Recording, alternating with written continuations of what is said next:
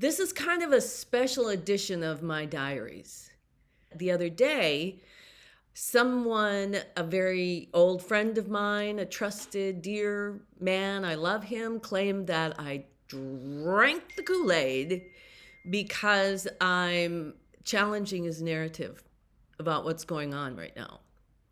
So that inspired me to take another step into this mission I have right now about propaganda and about educating people about what happens to us when we become subsumed by the propaganda that is raining down upon us from all sides 24/7.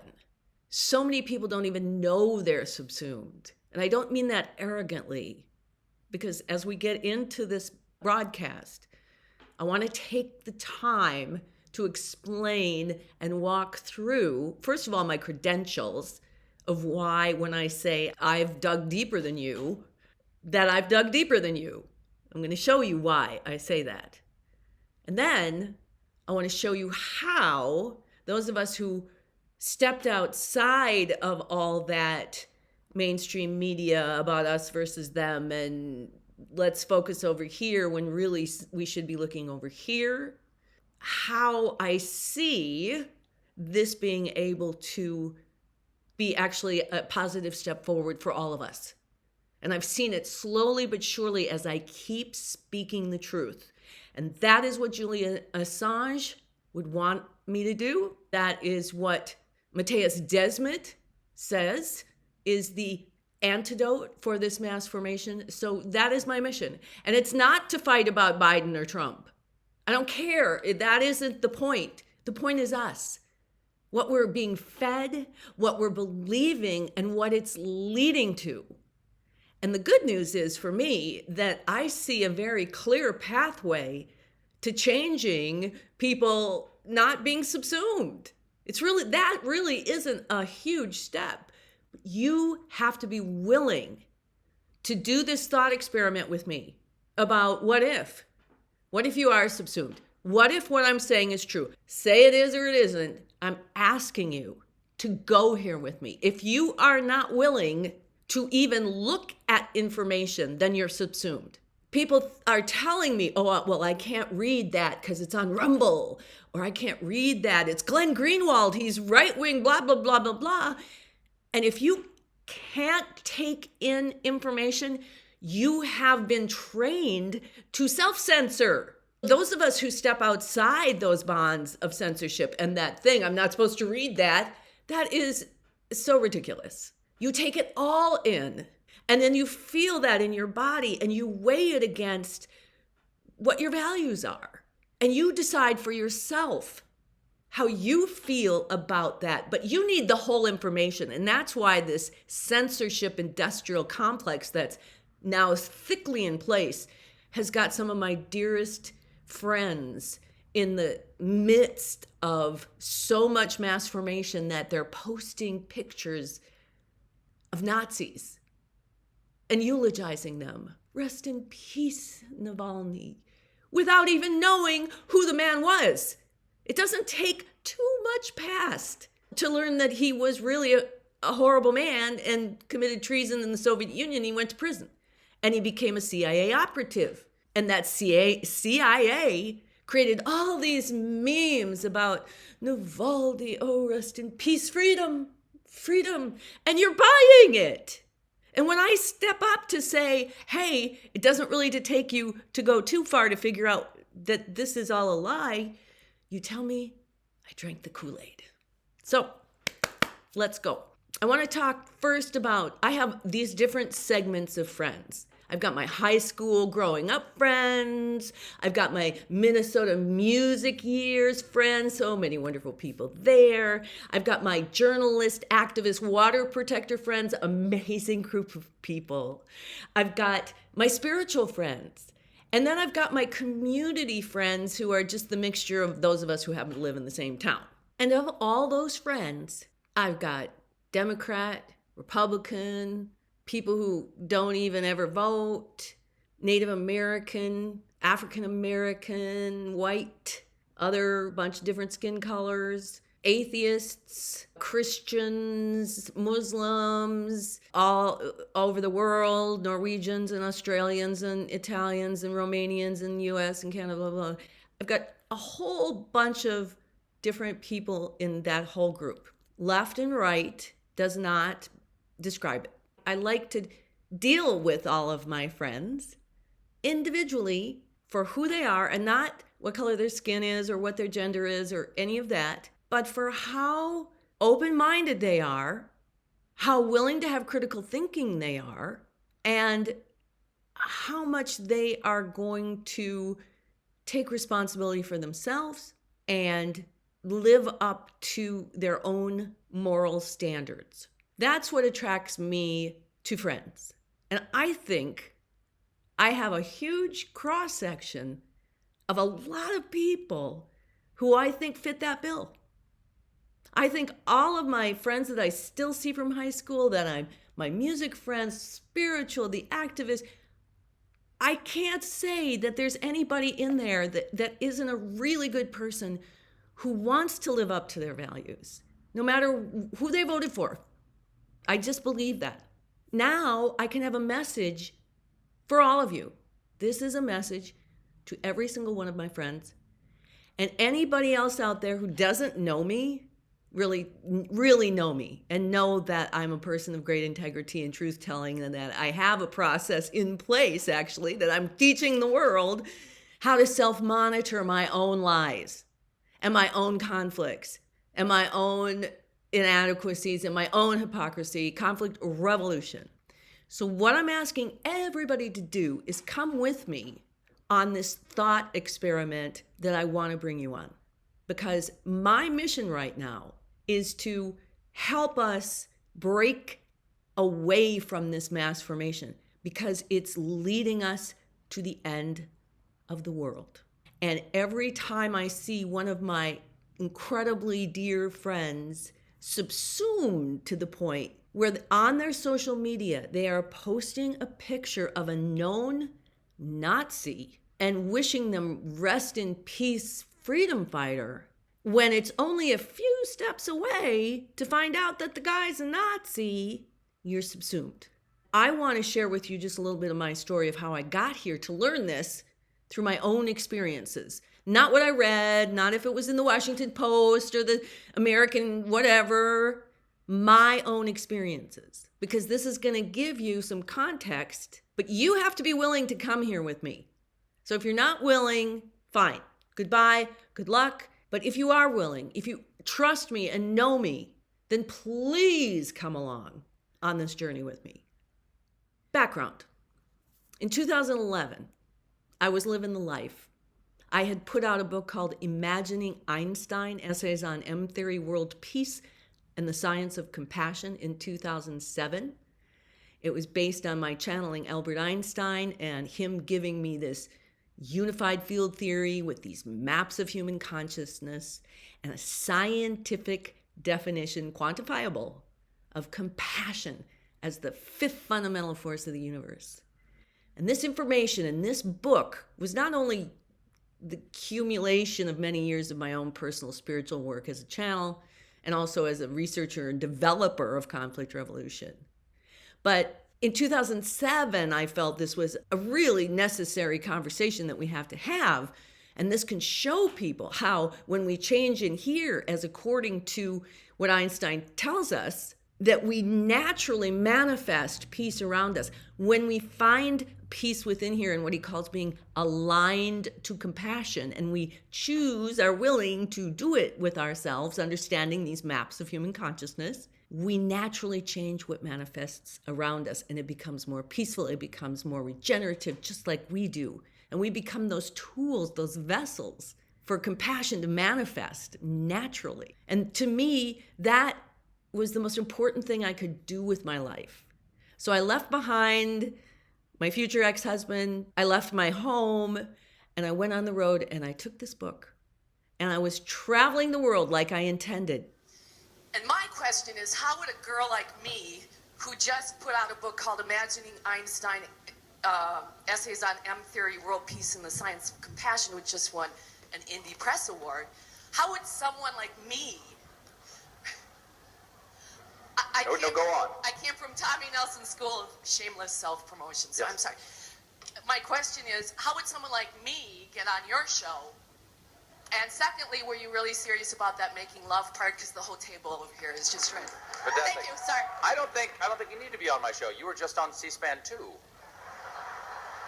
And that's got a much broader reach than late night comedy does. But I was living the life. I had a place in Corpus Christi in the winter, my place in the north in the summer.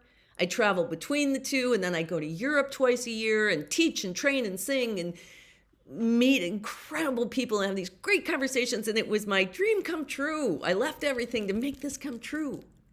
And then in February of 2011, for some unknown reason, I took a gig in Madison to teach conflict resolution.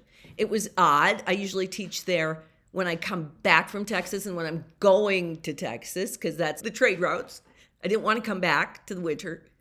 But somehow this got on my book, and I'm thinking, is it something to do with my mother in Minneapolis? I know I'm supposed to go. I don't really want to, but so I have to go. I was not particularly political. I grew up a Paul Wellstone Democrat.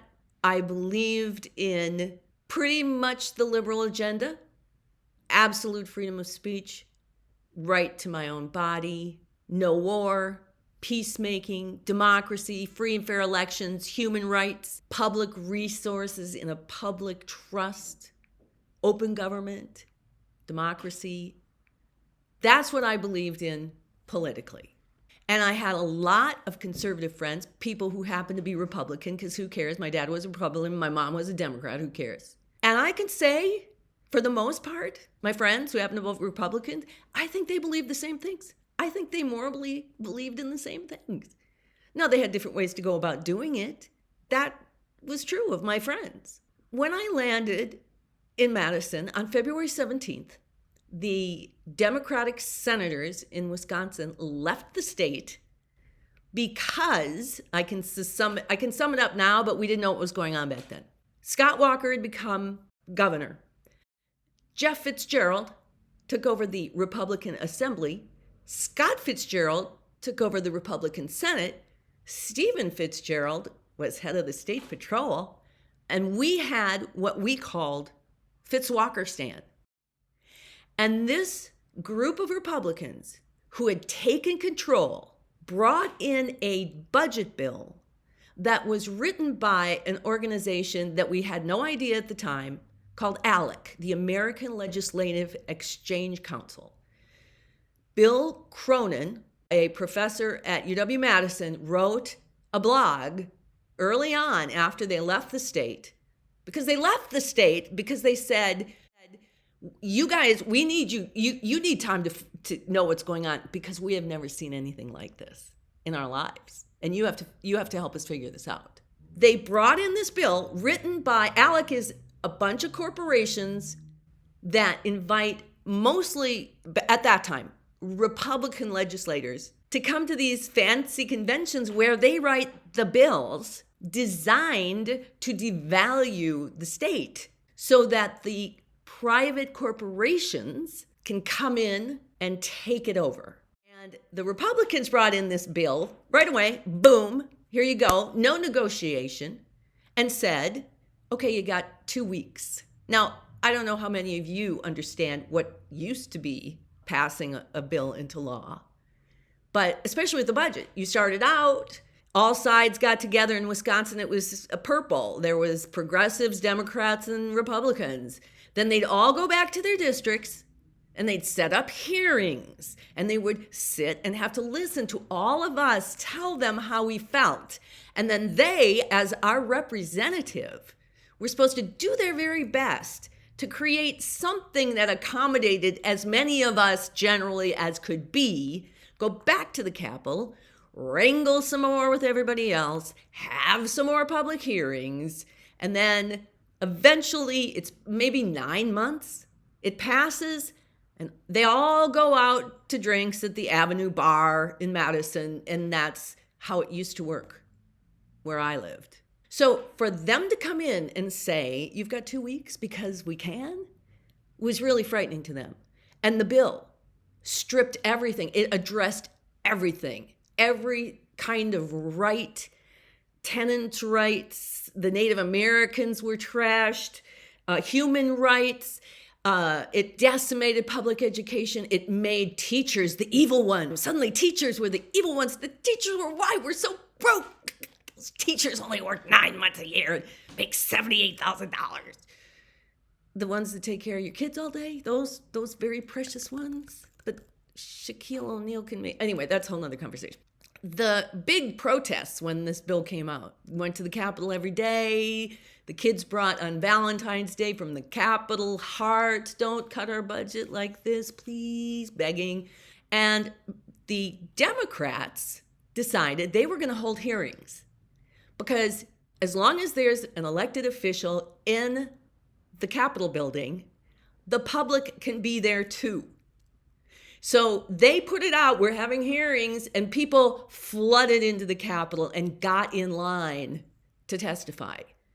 And this went on day and night. People started to sort of camp out.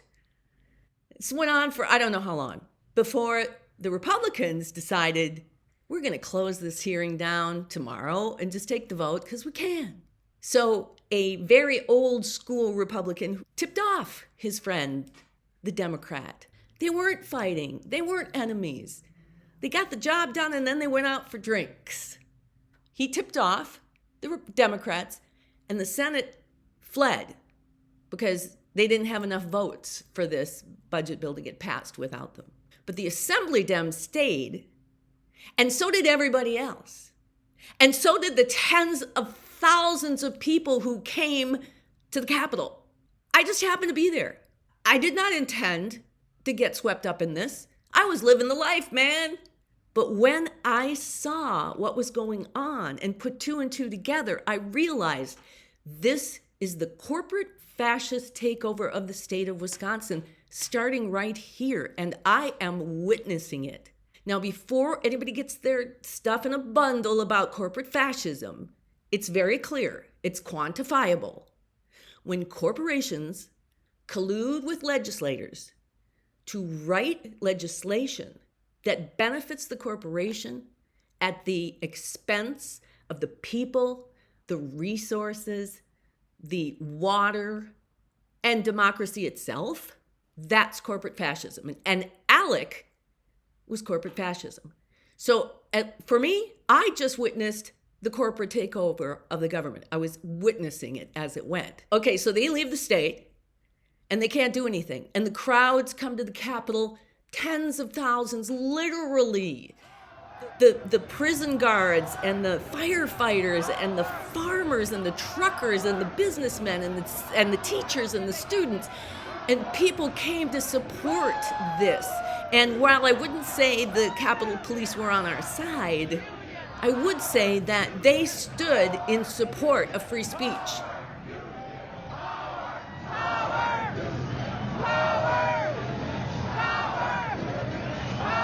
I witnessed this. I didn't read it in the paper. I witnessed it. In that movement, we started the Occupy movement. And it was the beginning of the uprising of the people really standing up for themselves. Now, those of you who shared with me this, my activist friends who are reminiscing, I'm at the Capitol one day and I'm just there by myself. And I go back to my hotel room after the end of the day and I turn on Fox News and they're reporting on where I'd just been at the Capitol. It's like all this violence. A far wider agenda.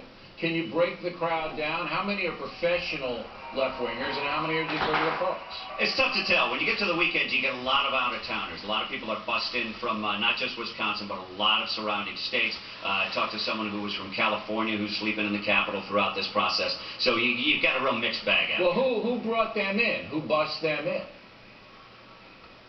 Some of the different labor organizations have brought people in, and What? That's not where I was.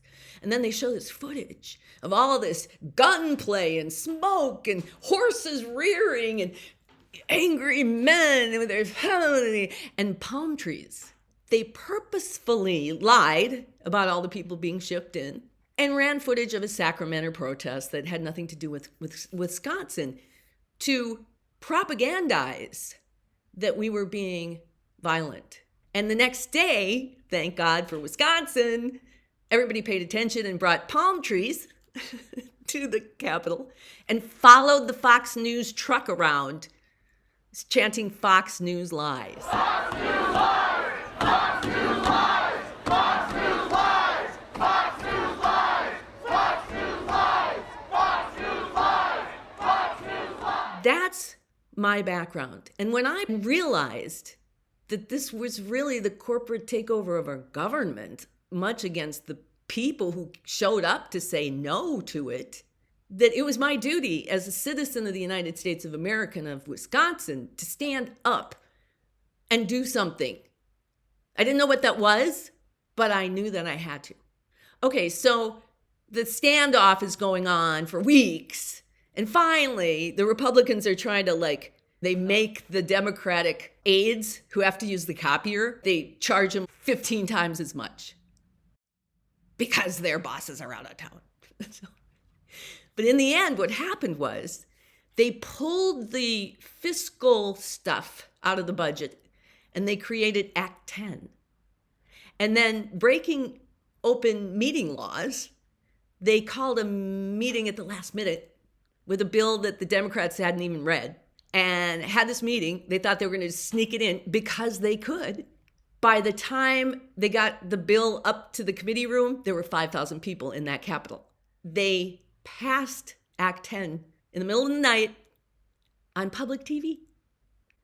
And when you see it, they really do look like Soviet, we are going to take this state. And Peter Barca is saying, you're breaking the open meeting law. And they're just giving him the middle finger, and they just pass it. Boom, boom, boom. The provision, like all other provisions of the open meetings laws, must be construed in favor of providing the public with the fullness and most complete information about government affairs that's compatible with the good conduct of government Representative Barca. If there's any, yes.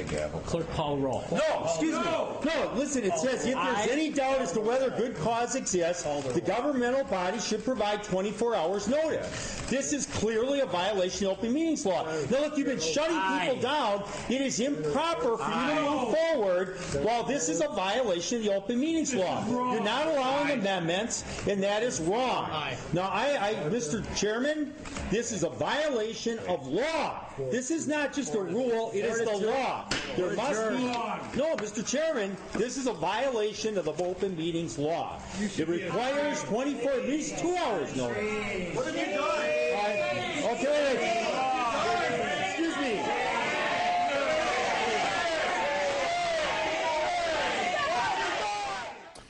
The Democrats return, and somebody in Dane County sues the Republicans for breaking the open meeting laws. And that's what happened. They got found guilty. So it's going to the Supreme Court. Well, there's a Supreme Court election coming up. Joanne Kloppenberg and David Prosser, their guy, who's keeping them in power. So Joanne Kloppenberg wins. Imagine all these people trying to fight off the corporate takeover of their government. And no, we don't want that. We want some balance. But 3 days later, Kathy Nicholas, the Republican clerk in Waukesha, finds 14,000 votes in the closet, which triggers a state-funded recount. And I wrote to Joanne Kloppenberg and I volunteered. I said, I will come and give you 40 hours to be in that recount and volunteer and help. So I showed up, and the first one was Franklin County, I think, near Milwaukee. So it's me and the Republican guy who's watching, and then the two clerks, and they've got everything on the table, right? Poll books, absentee ballot envelopes, absentee ballots, all the ballots, the blah, blah, blah, everything. There's all these codes you have to write, tags you have to match up. So they did the whole thing like clockwork. They did and we watched, we sat there. He and I talked a bit. That was really interesting. And then I went to count at Waukesha. And that was the first time that I began to learn about when you're watching your election being stolen, when you're seeing it in real time, there's a response in the body. It's like a nauseousness that I got. Although intellectually, I wasn't, absolutely sure. It's just when I got to Waukesha, they had police tape around all of the people who were counting, so you couldn't even get near them. And the poll books were way over there, and the absentee ballots were over there, and when they were done counting, they just threw them in a box and they went somewhere. And I remember going out to the lobby and finding ballot bags in the trash and wanting to throw up. And that's where I met Marion and Mary and Katie and Jim and the whole election integrity group that I got involved in. And at that recount in Waukesha, I found the touchscreen poll tape dated March 29th at 1:30 in the morning, hand signed by all the election officials for an April 5th election. And little did I know that I was being live streamed. Every election integrity activist who came before me was watching. And they all reached out to me. And I was overwhelmed by going down the PTSD rabbit hole of election integrity. I'm going to save that whole story of what I learned to just wrap it up to say, trust me, we do not have free and fair elections, period. It was designed that way. And it's still in place. And I will leave some links to where you need to read Vote Scam, the Colliers, an investigative journalists in the 70s and 80s who ran for office specifically to investigate our voting system. And what came out of that eventually threatened the voting machine company so badly that they had to create some sort of black swan incident, hanging chads, 2000. But they mandated with the Help America Vote Act. And what that was when the corporations, the voting machine vendors, colluded with the legislators who wrote the Help America Vote Act that made it, not only do they have the power now, and we never can see inside them, but we paid for them. Profits and control. How's that? So anyway, that's, again, a whole other story. But what I'm doing is showing you my credentials, what I've learned empirically, not just reading something in a book. But these are unique experiences. I'm guessing, who told me I drank the Koolaid, that you've never been in this situation. So I write a book. Steal this book, not my vote. And I file a complaint with the Department of Justice. And then I gather with all of these activists that I'm meeting and the Solidarity Sing-Along. The Solidarity Sing-Along every Monday through Friday from noon to 1 at the Capitol, a sing-along that was designed because in March, everybody had to go back to work. They couldn't be at the Capitol for more weeks and more weeks, especially since this majority of the Republicans were giving them the finger and doing whatever they wanted. They locked us out of the Capitol. They locked Democrats out of the Capitol. They were just passing whatever they wanted. They were making it illegal to film them in the gallery. So we had an action. You can bring a gun into the gallery, but you can't bring your camera. We had free speech actions. Nothing was stopping them on their march. So I helped found the Wisconsin Citizens Media Cooperative because when I looked at what do I have that I can use to somehow contribute to the awakening of my friends and family to what is really going on, not what they think is going on. Everyone's talking about teachers. When I started writing and diving deeply into what corporate fascism is, even my close allies said, oh, Barb, you shouldn't use that F word, that fascist word. Don't say it. It just sounds like you're rotten apples. It's like, look, corporate fascism, when corporations collude with legislators to write legislation that benefit the corporation at the expense of the people, the resources, the earth, democracy, that is corporate fascism. And if that is what is going on, I am going to call it out. This budget, much like the legislation we've dealt with in this chamber, is based on fear and paranoia. It's based, in fact, on some lies. This budget is setting our schools, our parks, our prisons, our local government, our state government, our county government. This is setting up our UW system, our technical school system, all of it This budget is setting up all of that to fail.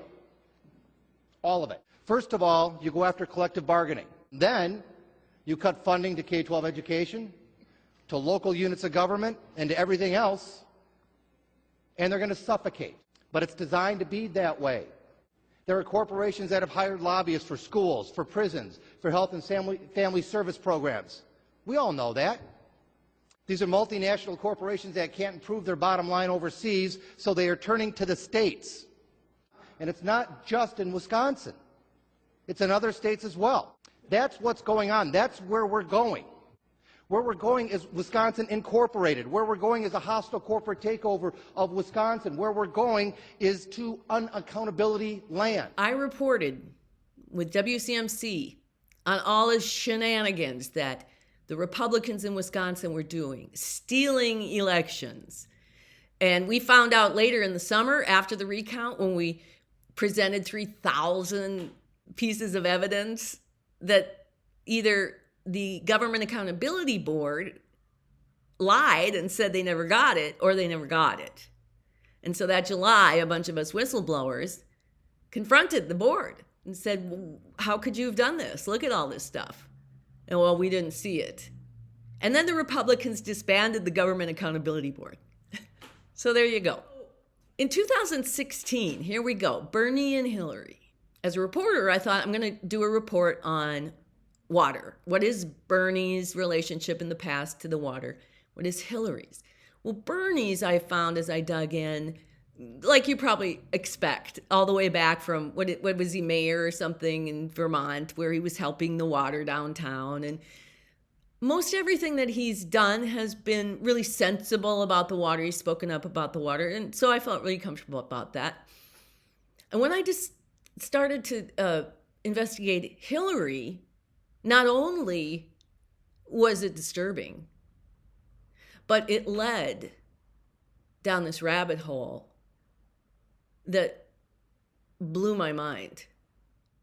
When the Wisconsin Republicans allowed a West Virginia mining company, Klein Mines, to rewrite our mining bill and environmental laws to open a 22-mile open pit iron ore mine on the shores of Lake Superior in one of the most pristine 600 acres of watershed that you're ever going to find on the shores of a world-class slough and the home of the Bad River Band of the Lake Superior Chippewa. So there's some corporate fascism going on, and I learned quickly about regulatory capture and treaty rights and water, and my job to protect this water from this corporate takeover. Hillary Clinton was, meanwhile, busy in Romania. And why is that important? Because when they were threatening to put this mine in, we went up into the hills and opened what we call the HELP Camp, the Harvest Education Learning Project, for about a year and a half on public land and Native Americans, so they had a right to be there. We camped out for about a year and a half and we educated the world on this mine. And P.S., there was no mine. The West Virginia mining guy died in a plane crash. And that was the end of the story for that. So while I was up in the help camp, my friend in Romania was out in their sacred mountains because Exxon had decided they were going to just come out there and tear that whole place up, mining those extracted minerals. So my friend Maria was up in her mountain with her water protector camp. And her grandmother was there, and the kids were there, and the whole village was there, and they were mad. No, you're not going to tear up our mountain. You're not. And it was so profound to me that we were doing this on other sides of the world. Now, the difference was where we were, the sheriff of Iron County, the mining, our enemies, hated Scott Walker. So when we were going to say, walk up into the public land that we've been told we can't because the mine has it now, and we'd call up Tony, hey, Tony, we're going up into the forbidden zone, and he'd have a good time. Maria, on the other hand, and her community faced riot-geared commandos with tanks that drug grandma out and arrested her. And Hillary Clinton did that.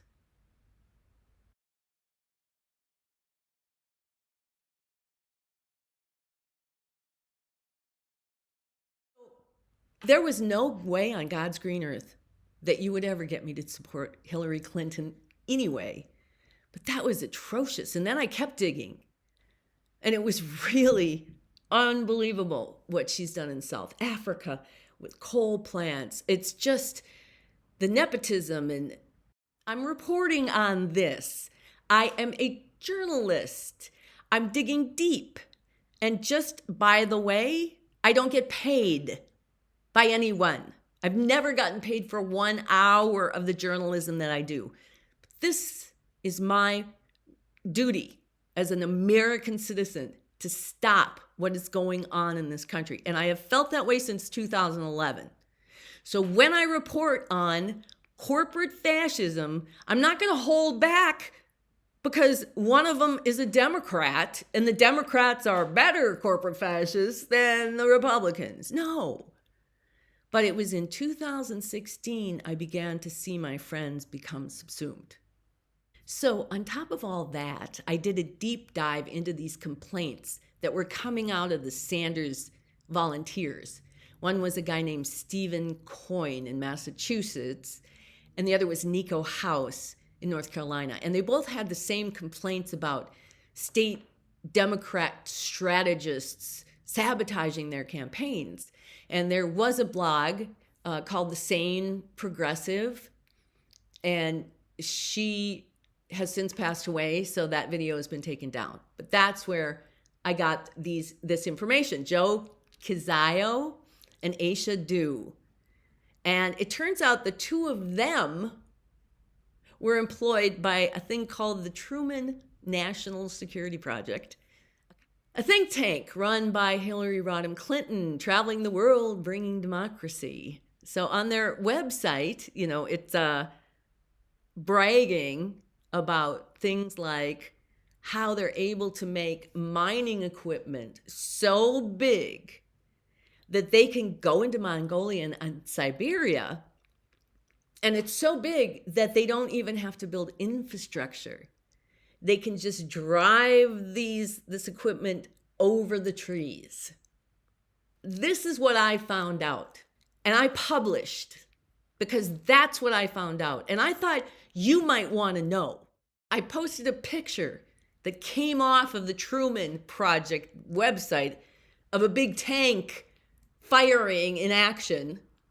And when I published, so many of my Democratic friends said, "Oh, you're a troll. Oh, look at you using that picture. Oh, man, no." And they canceled me. What was I supposed to do with that information? Not publish it because it was Democrats going against my own values, that I'm here to fight the corporate fascist takeover of this government, and this is clearly a corporate fascist takeover move of this government to rig the 2016 primary, to rig against your own people, to lie and defraud your own supporters? That's corporate fascist takeover.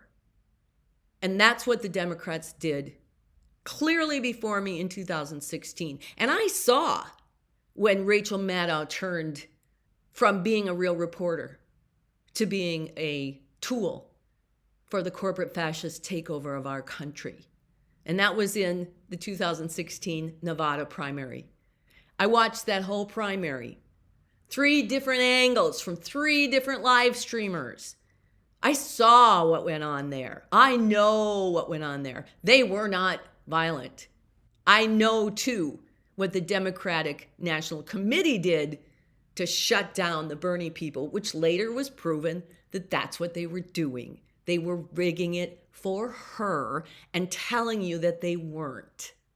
And I saw Rachel Maddow, who previously I thought had been a fairly decent journalist, carried the lie. take Hillary Clinton's lies and go to support this corporate takeover. And at that point, I personally made the decision that my values were too important to me to align myself with election fraud, deep state war making, completely against everything that I listed earlier on. And I watched. I'd just seen the whole Republicans in Wisconsin do the same thing, every last thing the Democrats did in 2016. And the moment for me that became true treason was when 90% of the population of Democrats in Wisconsin wanted Bernie Sanders. Every single Democrat who was part of the voting schism voted for Hillary. They ignored the will of the people and they cast their vote for the corporation. And from then on, my trust was broken with them and I could no longer support them. It would mean I would become corrupted and evil too.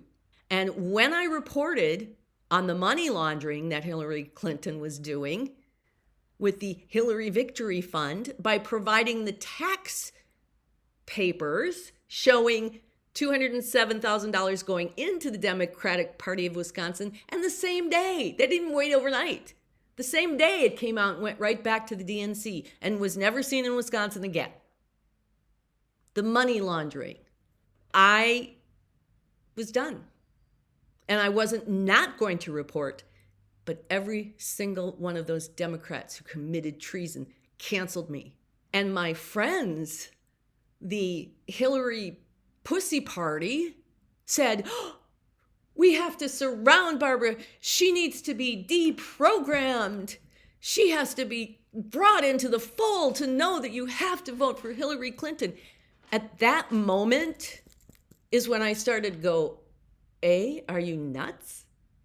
This is my value. I can't at all put my vote into that. B, that's your value? You're going to just ignore corporate control, election fraud, warmongering? You're going to just ignore all that because, oh, right, Trump. Okay. Now let me think. Let's do a dive into Trump. Let's see where his ties to the military-industrial complex is. Let's see his war crimes. I couldn't find much on him. I still didn't like him at all. I don't think he should talk like that as a presidential candidate. But I, too, got subsumed by the Trump propaganda, even though I was reporting that the Clinton campaign was the source of the Russiagate BS. And why did I know that? Because Julian Assange reported it to us. He provided the evidence. Just like I brought the tax forms, he brought the emails and the evidence showing not only that, but showing that Hillary Clinton and their cadre propped up Donald Trump because they thought, boom, snap, we can just beat him. And you know why they thought, boom, snap, we can just beat him? Was because more than likely, allegedly, possibly, they had the whole national rigged. They rigged the primary right out in front of you, right there. They got my Democratic representative, my senator, to ignore the people. They convinced him to do treason against the people and go with the corporations. That was profound to watch and get told by him to go crawl under a rock when I report the truth. So this is my experience. This is not me reading something in the Washington Post. I hope you're getting the drift. So now it's 2020. And I didn't really pay attention much to the inauguration on January 6th. I saw that there had been some violence happening at the Capitol. I figured that if the government did not want you in the Capitol, you would not get within 10 miles of the Capitol. I was at Standing Rock. I know what the government does. when the government wants to do something.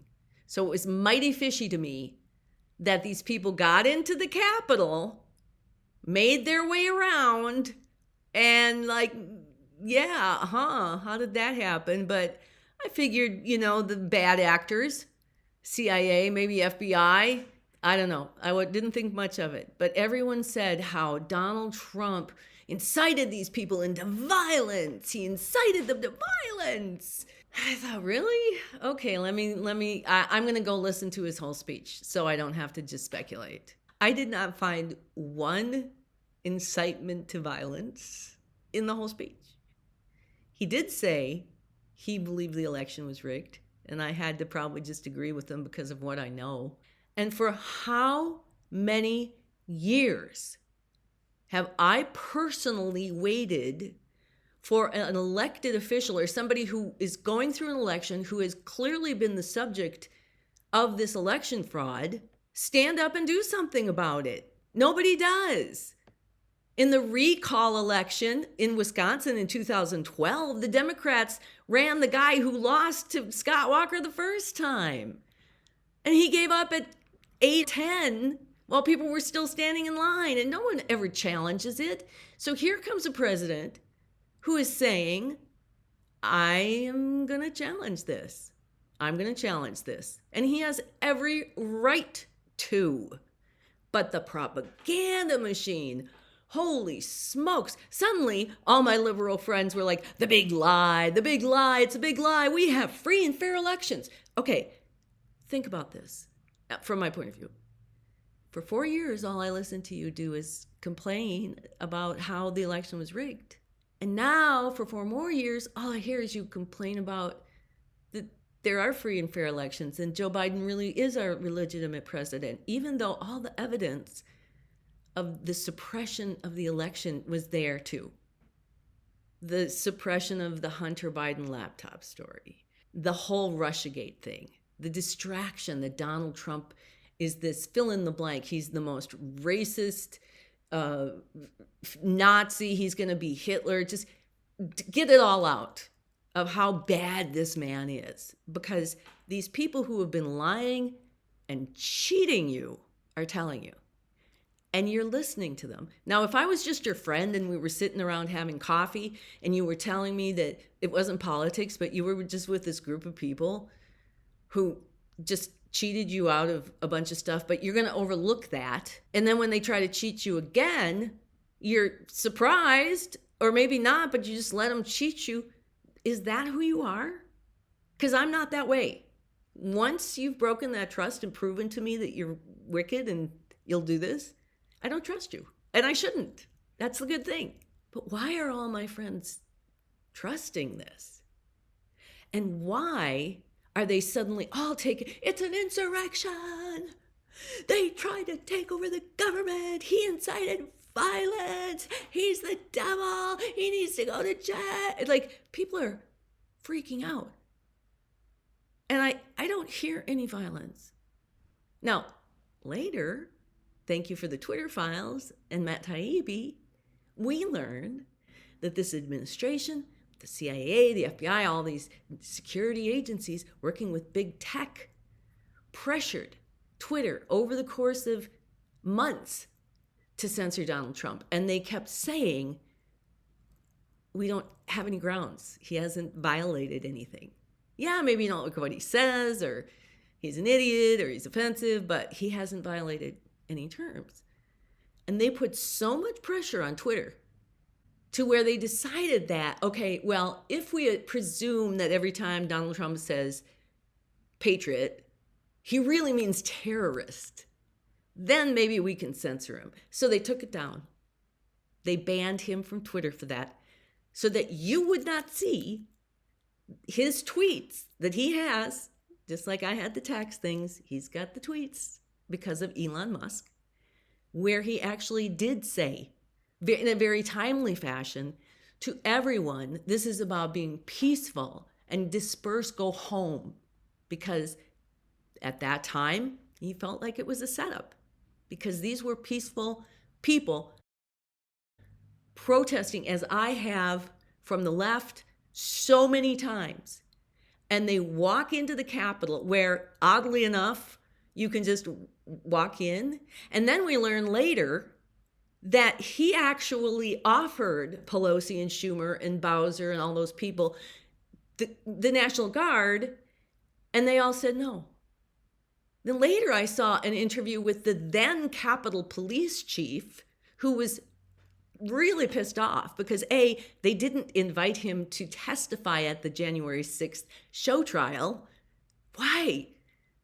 Please, just stop for a minute and put aside all the propaganda has done to your mind. Don't you want to hear from the police chief to see what he has to say? Because what he said was it was a setup. And so did the assistant chief of police. And these are out there. Tucker Carlson did these interviews. And if you hear the word Tucker Carlson and you're suddenly like, he's the devil, stop, take a breath, and listen. Open your mind up. It's not going to hurt you. You can still say, I don't agree with Tucker Carlson, or I don't like him. But you cannot ever know anything if you do not take that information in. And we're being told by the President of the United States that we have to be afraid of everyone who voted for Donald Trump because MAGA is going to destroy us with their white supremacy. That's what we're being told. But let's put in the jibbity jab period, okay? Let's talk about that. So when the jibbity jab period began, I am not one to take vaccines. I don't. It's just not who I am, and I have that right. I take care of myself my own way. I'm really healthy for the reasons that I take care of myself, and one of them is that I don't do a lot of big pharma or Western medicine, and I get that right. So here comes the jibbity jab time, and I already know I'm not going to get it. Suddenly, there is a new layer of propaganda. Now, okay, I'm telling you this story, long story, for a reason. You're seeing what I've seen transpire since 2011 firsthand, how it keeps getting worse and worse and worse. And when you understand that mass formation is about getting you to consent, to agree to things that you never would agree to. Our U.S. government is telling you that you need to be afraid of Donald Trump and you've got to destroy him. You have to destroy him in order to save yourself. As a reason they're doing that, to distract you from the things that you really have to do to save yourself, which means holding them accountable for the incredibly awful things that they've been doing. So here we are now, and my Democrat liberal friends, who I love you very much, in the beginning, they all thought I was a Democrat and that I was liberal and that I got vaccinated. Those people who I think got completely subsumed by the jibbity jab propaganda, those people started saying things in my presence because they didn't think that I was unvaccinated, and they didn't think that I would disagree with them because aren't we all on the same side here? The Democrats, the good guys? And they started to say things that were mortifying to me. They started saying things, well, we should just force them all to take it. And I sat there early on with big eyes thinking to myself, I wonder what that looks like. Does she go down and get the police chief and then he gets Margie, the doctor, and they come over to my house and they hold me down and they force me to have it or they're going to put me in jail? Oh, well, we have a saying in our house, you're not vaccinated, you don't get health care. I burst into tears. I wasn't going to tell him because at this point, I'm terrified. I get fired from my music gig because I'm not going to wear a mask because there's a circle of us like hiding in the woods. That's how I felt. I just kept my mouth shut and I wore the mask because I was afraid of what my friends were going to do. And then the one that said, oh, we should just put them all in quarantine camps. My God, what was happening? They're talking about me. They're talking about someone taking me away. Now, for those of you who are interested, New York just passed that allows them to put you in a quarantine camp, whether they can prove you're vaccinated or even sick. And you can't get out except to sue. And it sounds so outrageous, but I'll leave you the link so you can see for yourself that this is actually happening.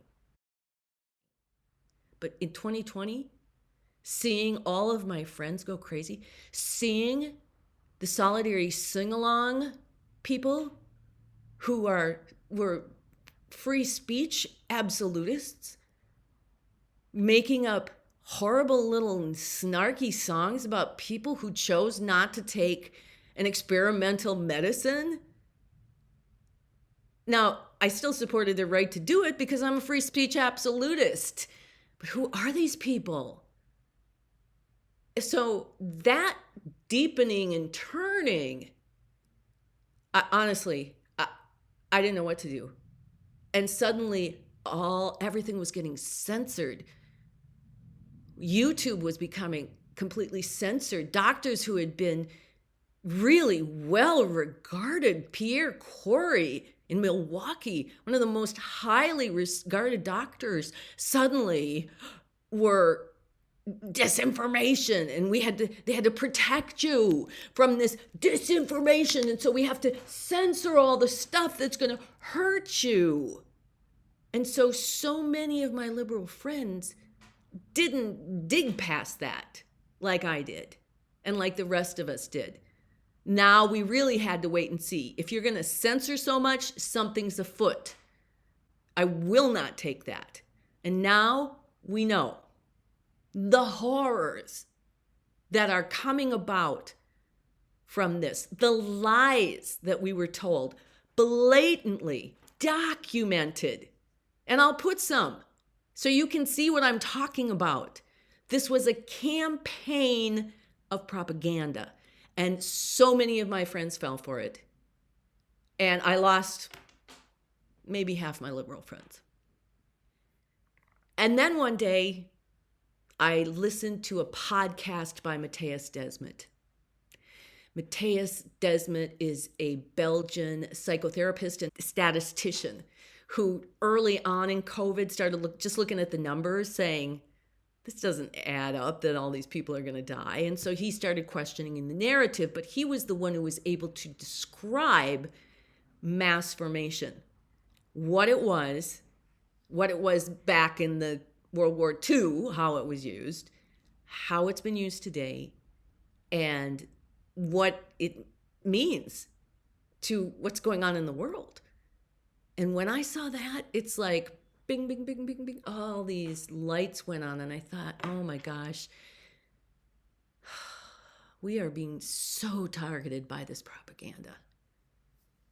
And there was no talking to anyone who was jibbity-jabbity pro.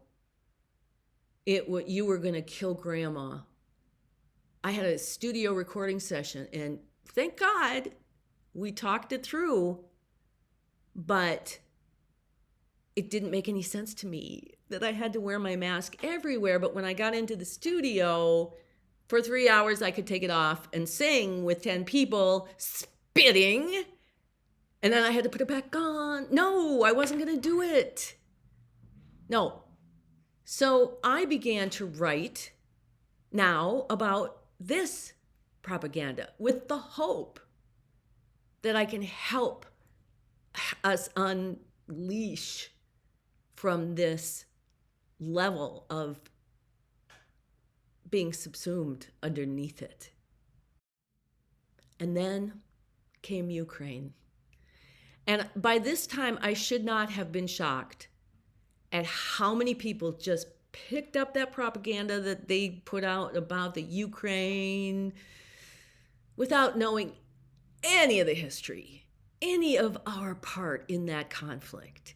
taking no responsibility for what we did in 2014, not understanding the genocide that was going on there back then, not knowing that the Azov battalion is Nazis, and that the Ukraine sided with Hitler during the war, and that this was maybe the most corrupt nation on the planet.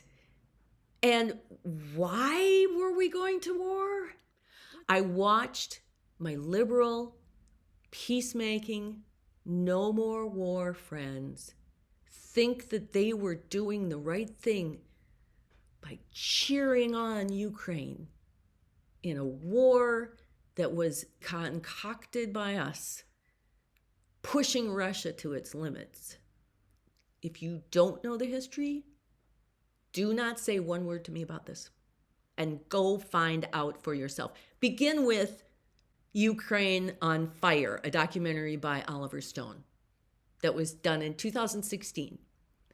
The second thing you need to do is listen to the Tucker Putin interview, because Putin will tell you the history. It's exactly as I saw in his documentary, exactly as I heard the independent journalists telling us all through this war. But all of my liberal friends just marched mindlessly right into war. Because why? I don't know. Cheering on billions and billions of dollars just being pumped in. And while the rest of us who are listening beyond, underneath the propaganda and hearing the horror stories of what we're supporting, the Nazis, and then seeing them being paraded around Congress and given medals at Disneyland. The guy who shut down all political parties and canceled the elections and suppressed Christian churches. That guy. We're hailing him as a hero.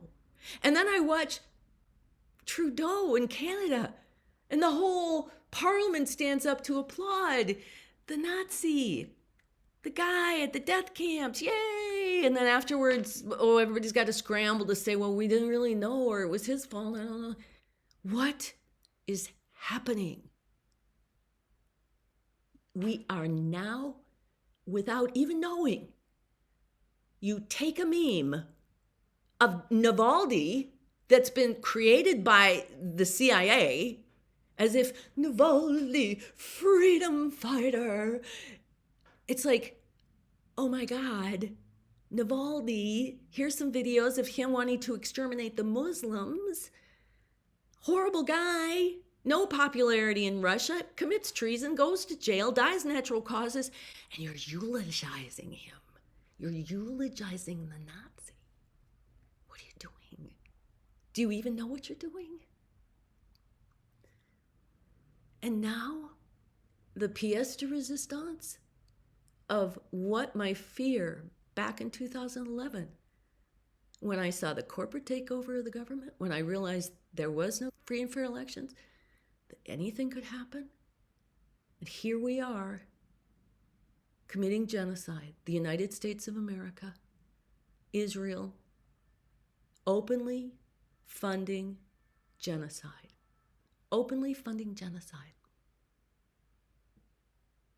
I can't afford to be aligned to that. My soul does not and cannot be aligned to that. And yet I see my friends talking about, oh my God, Trump, the white supremacist. Oh my God, we have to stop him. We have to vote for Joe Biden. It's like, really? The same evil controllers that are forcing a genocide, using our money to murder right in front of the whole world. And they are locking up independent journalists that prove it to you. Then I'm next. I'm next. And if you tell me that you have to support those people, then you're lost. Every time You turn your head away from 2016, where they committed treason, totally eliminating the will of the people within the equation. Every time you overlook that, you have just given them your consent to be thieves, and it's okay with you. It's okay if they're thieves. People cringe at Tucker Carlson, and I hate that for you, because he rips everybody where they need to be ripped. He is not some mindless Republican drone. He calls out that Republican Party maybe more than he calls out the Democratic Party, because it's his party. It was his party. And all of my Democratic friends, you should be doing the same with your party. Now from there, I don't know. I don't know where we're going. I want to change the world so that we will survive.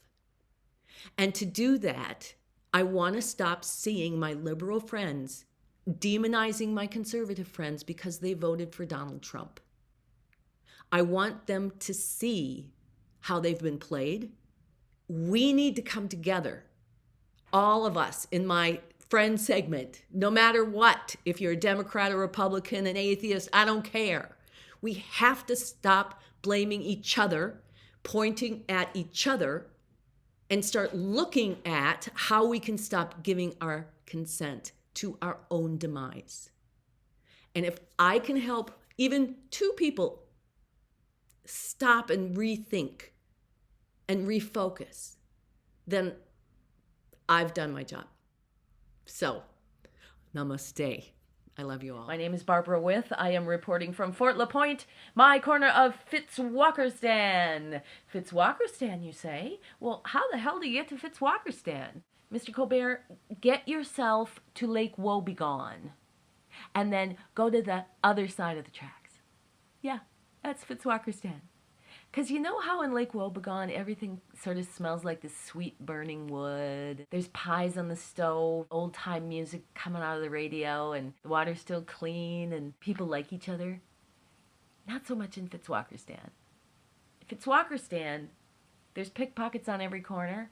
Girls don't really feel safe going out alone at night. And that trout stream you used to fish at when you were a kid up in the Pinocchio Mountains by the Copper Falls?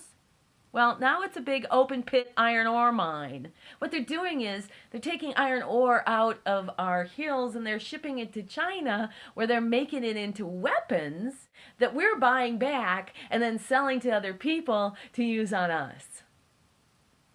Welcome to my corner of Fitzwalkerstan. The last you saw us, Mr. Colbert, the usual suspects, these patriots who for month after month after month after month have been showing up at the Capitol to make sure that we have open government, who have been exercising their constitutional rights, being ticketed and now being jailed for wanting to have a camera and videotape our government in action as is granted to us. Now, the Democrats came out onto the floor with a resolution to the Republicans asking them to stop this police state that has been going on in Wisconsin. I just noticed that moments ago another person was removed from the gallery for wearing a sign. And I have to say, in my opinion, the First Amendment is pretty absolute. The right to petition the government is a freedom that's guaranteed by our First Amendment. And I'm deeply troubled when I see people being removed from the gallery for not speaking, but merely wearing a sign. Those are First Amendment rights that are absolute. They are absolute in a context of petitioning the government, and I strongly object to people being removed from the gallery because they are wearing items that express political opinion. And the Republicans said no. They said they were far too busy working on their laser-sharp focus on this special session of jobs, jobs, jobs, that they didn't have the time or the inclination to stand up to protect our rights. They did that twice. So here we are with no fourth estate, no one reporting what's going on. So we decided to take a very close look at this special session. All right, they talked about the purchase of tobacco products from with minors, state trails, motor vehicle dealer, the apology of condolence by a healthcare provider. Okay, I'm going to get back to you on that one. The September primary. Well, Mr. Colbert, we're going to save that for part 3, where we're going to cover more extensively the election fraud that's going on in the state. You're going to love that. Relating to soft tissue injury to a law enforcement officer when resisting or obstructing arrest. That's good, right? They're taking care of the paramilitary? Yeah. Temporary alcoholic beverage licenses for fairgrounds. Oh my God, that is so great. Now we can drink legally at the fairground. We don't have to bring it in our Slurpee cup. Oh, way to go. Throwing or expelling a bodily substance at a public safety worker. Throwing or I can't, like, if maybe 6 jobs if I, like, pee on a public safety worker. I don't know. Can't blame a girl for trying. Providing false information to a law enforcement officer, again, taking care of the paramilitary. They actually reached consensus on one bill. They all voted unanimously on the definition of bicycles. Yeah. Yeah, and then they gave themselves a big round of applause. Oh my God, it was so precious. Plates for dealers of motor vehicle. Oh, here's a jobs bill. This is one I think that's really going to create a lot of jobs for their trucking cronies. The guys that gave Walker all this money to get him elected. They're going to increase the overweight vehicle limit for transporting sealed containers and vehicles in international trade. Oh, let's see. Mining companies with their great big trucks now will be able to tear up the highways, and us, the taxpayers, will have to flip the bill. And they can be way heavier than they've ever been, so isn't that good for them? Prohibiting ordinances that place certain limits on landlords. The guy who brought this one forward is a landlord, and from what I've heard, he has a reputation of being a slumlord. In fact, there was a case that he settled out of court just recently because his place was uninhabitable. This bill is going to allow him to pay much less damages on his slumlord cases than he has in the past. Now he'll have an easier time being a slumlord. So, I don't know, maybe that's a job for him? I guess. The age that a child can spearfish. Sturgeon. Yeah. Small business development stimulus that was going to help small businesses get on their feet, providing them with help and support. The Republicans said no. The Republicans said no to the only 2 bills that brought true economic stimulus. We, the people, are dedicated to our continuing of monitoring, videotaping, and keeping a very close eye on the Republicans in Wisconsin. Many people have seen the hostile takeover of our government in action. We truly love Wisconsin. We want what is best for the good of the whole, not just the mining company, not just the fascists, not just the corporations. Hopelessness and isolation. I'm absolutely